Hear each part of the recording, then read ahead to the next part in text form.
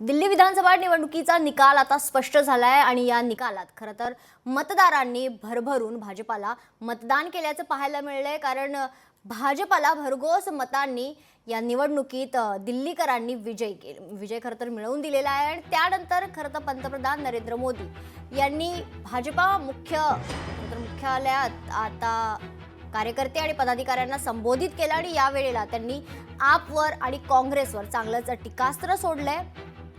आपचा उल्लेख खरं तर पंतप्रधान नरेंद्र मोदी यांनी आपदा असा केलेला आहे आणि दिल्लीकरांनी खरं तर विरोधकांना त्यांना त्यांची जागा दाखवून दिल्याचं देखील पंतप्रधान नरेंद्र मोदी यांनी म्हटलंय।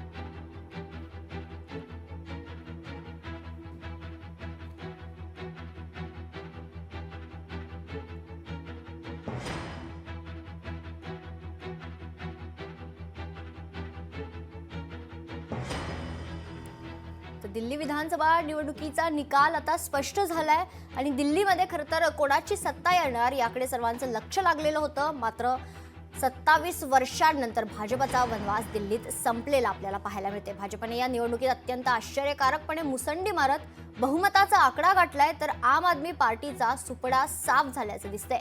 दिल्लीचे माजी मुख्यमंत्री अरविंद केजरीवाल यांचा देखील पराभव झालाय। दिल्लीत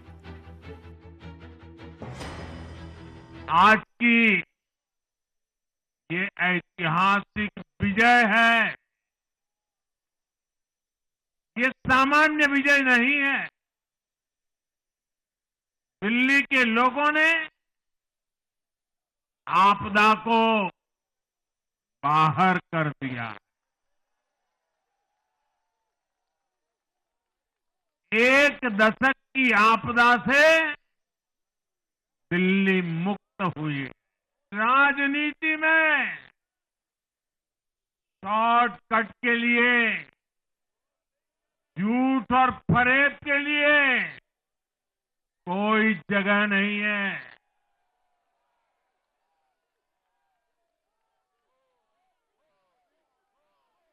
जनता ने शॉर्टकट वाली राजनीति का शॉर्ट सर्किट कर दिया।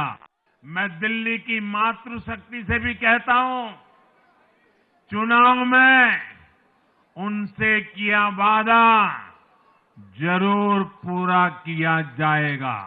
ये मोदी की गारंटी और मोदी की गारंटी यानी गारंटी पूरा होने की गारंटी।